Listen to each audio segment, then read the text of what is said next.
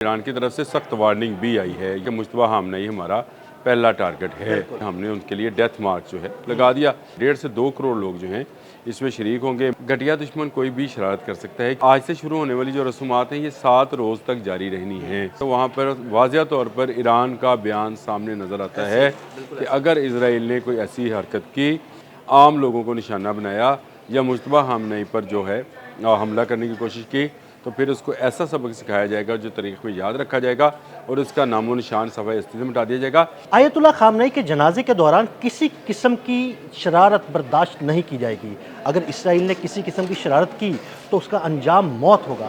Iran की जानिब से बड़ा सख्त रद्द-ए-अमल सामने आया है। इस बारे में आमिर रज़ा से बात करते हैं।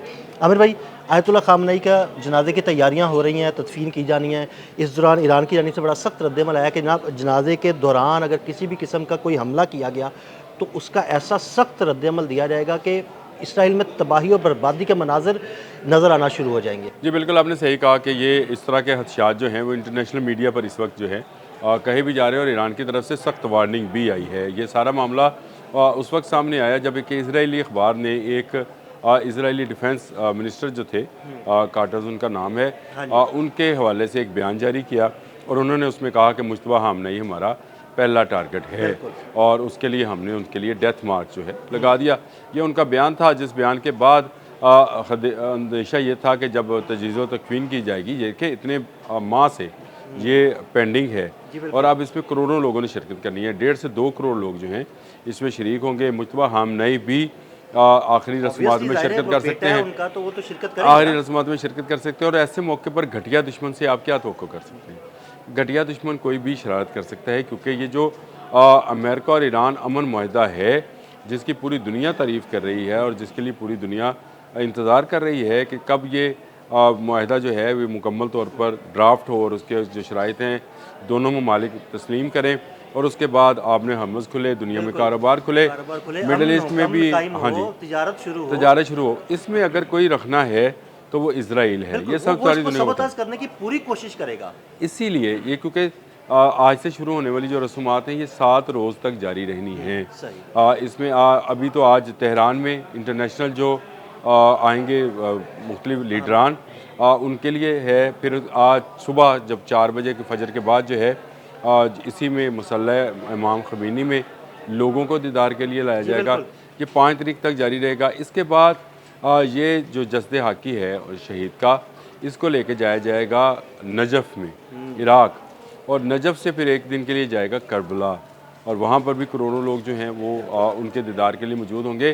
तो इस दौरान जो ईरानी इंटेलिजेंस है उसकी ये रिपोर्ट है कि इसराइल कोई शरारत कर सकता है, क्योंकि घटिया दुश्मन है और वो एक ऐसे मौके की ताक में रहता है जहाँ ज़्यादा से ज़्यादा मासूम लोगों को जो है। भाई आपने शरारत का लफ्ज़ इस्तेमाल किया, मैंने भी शुरू में शरारत का लफ्ज़ इस्तेमाल किया, लेकिन मैं इस लफ्ज़ को ना शरारत से कमीनगी की तरफ लेके जाता हूँ।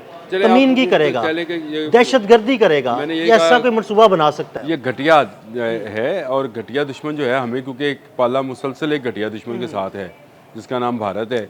इसी तरह का घटिया दुश्मन जो है ये इसराइल भी है, जो कि ऐसी हरकत कर सकता है और वहाँ से जो है दोबारा जंग का आगाज़ हो सकता है। इससे बचने के लिए ईरान ने बिल्कुल ठीक कहा। इस वक्त इंटरनेशनल मीडिया के ऊपर अगर आप जो भी RT है, फॉक्स है, आप सारे मीडिया को उठाएं तो वहाँ पर वाज़िया तौर पर ईरान का बयान सामने नज़र आता है कि अगर इसराइल ने कोई ऐसी हरकत की, अपने मज़मूम मकासद के लिए आम लोगों को निशाना बनाया या मुश्तबा खामनेई पर जो है हमला करने की कोशिश की, तो फिर उसको ऐसा सबक सिखाया जाएगा जो तारीख में याद रखा जाएगा और उसका नामो निशान सफ़ाए अस्ती से मिटा दिया जाएगा। ये मैं आपको एक बात बड़े वाज़ह तरीके से बताना चाहता हूँ कि उन्होंने इस फ्यूनरल से पहले एक बड़ी तब्दीली की है। पासदारान इनकलाब का मुस्तकिल कमांडर अहमद वादी को बना दिया है। बिल्कुल, और वो मंज़र-ए-आम पर भी आए हैं। और अहमद वादी वो शख्सियत है जो कासिम सुलेमानी के साथी था और इसके बाद आपको पता है पाकपुर को शहीद किया गया था, जो पासदारान इनकलाब को लीड कर रहे थे। लेकिन ये उनसे ज़्यादा जंगजू और पावरफुल आदमी है। ये समझा जा रहा है कि इस वक्त ईरान में अगर किसी के पास पावर है तो वो अहमद वादी हैं और इनको लगाने का मकसद ही यही है कि इस फ्यूनरल के दौरान अगर कोई घटिया दुश्मन जो है अपना घटियापन पर उतरता है तो फिर उसको ऐसा सबक सिखाया जाए, क्योंकि ये वॉर स्ट्रेटजी का माहिर हैं।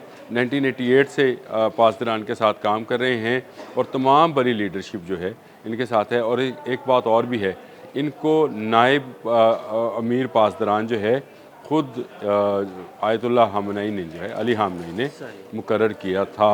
और उसके बाद से जब पाकपुर बन गए तो ये जो थे ये ज़रा साइडलाइन पर हो गए, लेकिन अब इनको जो है दोबारा लगाया गया है। मुश्तबा हामनई के बहुत करीबी समझे जाते हैं और इसीलिए तमाम सिक्योरिटी मेजर्स जो हैं वो उठा रहे हैं।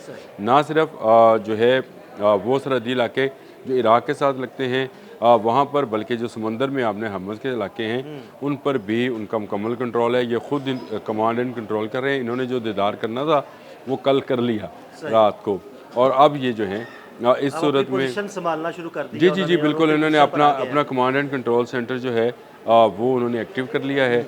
और उनके जासूसों की ही ये खबर थी कि इसराइल कोई ना कोई ऐसी हरकत कर सकता है, जिसके बाद उन्होंने सख्त बयान जारी किया और उन्होंने कहा कि फिर ऐसा सबक सिखाया जाएगा जिसकी दुनिया में नज़ीर नहीं मिलती और कोई इसको बचा नहीं पाएगा। देखिए, मैं आपको एक बात बता दूं, अमेरिका ये वार्न कर चुका है इसराइल को कि अब उसने कोई हरकत की तो अमेरिका साइड पर हो जाएगा। अगर अमेरिका साइड पर हो गया तो फिर तो ईरान उसको सफ़ा-हस्ती से मिटा देगा। यही मसला है कि इसराइल को ये सोचना चाहिए कि वो जो शरारतें लेबनान में, गज़ा में, फ़लस्तीन में या शाम में कर रहा है और उसका अंजाम उसके लिए मौत के सिवा कुछ नहीं हो सकता। ये अपनी मौत खुद मर जाएंगे अगर ये इन्होंने इसी तरह से सारी दुनिया पर जंग मुसल्लत की। तो फिर ईरान जैसे कई ममालिक हैं जो इस बात को सोच कर बैठे हैं कि ये कुछ हरकत करे तो इसको सबक सिखाया जाए। देखिए, ये अभी तो कमज़ोर मुसलमान ममालिक की तरफ देख रहा है और उन पर हमला करके टेस्ट कर रहा है कि कौन से मुल्क में कितनी क़ुव्वत है।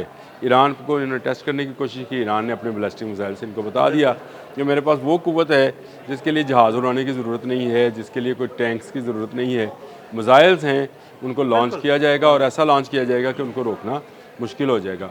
ईरान की एक ही प्रॉक्सी हिजबुल्लाह ने तो अपने फाइबर ऑप्टिक ड्रोन्स के ज़रिए इनके टैंक्स और इनकी बख्तरबंद गाड़ियाँ तबाह करके दिखा दिया कि अगर ज़मीनी पेशकदमी होगी तो ईरान समेत उसकी प्रॉक्सीज़ क्या काम कर सकती हैं।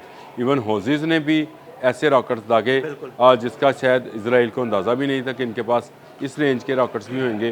तो ये एक वो सूरत हाल है जिसमें इसराइल जो है, अगर अब कोई हमाकत, शरारत या घटियापन, जो भी आप इसको लफ्ज़ इसका नाम दे लें, करेगा तो तेहरान उसको एक बड़ा सबक सिखाने के लिए बिल्कुल तैयार है। और मेरा ख्याल है अमेरिका को अमन माहिदा बचाने के लिए, ईरान के साथ जो होने वाला माहिदा है, दुनिया की ट्रेड बचाने के लिए, दुनिया की जो है समुद्री रास्तों को खुला रखने के लिए इसराइल को लगाम देनी होगी और ये अमेरिका की ज़िम्मेदारी है। इस माहिदे की पहली शिक ये थी कि अमेरिका इसराइल का ज़िम्मेदार होगा। अमेरिका अगर साइड पर होता है तो इसराइल जुर्रत नहीं करेगा और अगर आशीर्वाद अमेरिका देगा तो फिर जंग बड़े पैमाने पर शुरू हो सकती है, जिसके लिए हम दुआ गो हैं कि ऐसा कुछ ना हो। बिल्कुल, बहुत शुक्रिया आमिर भाई। आमिर भाई ने बड़ी तफसील के साथ इस सारे मामले पर रोशनी डाली। मज़ीद अपडेट्स के लिए हमें फॉलो करते रहें। अदील अहमद और आमिर रज़ा को इजाज़त दीजिएगा। अल्लाह हाफ़िज़।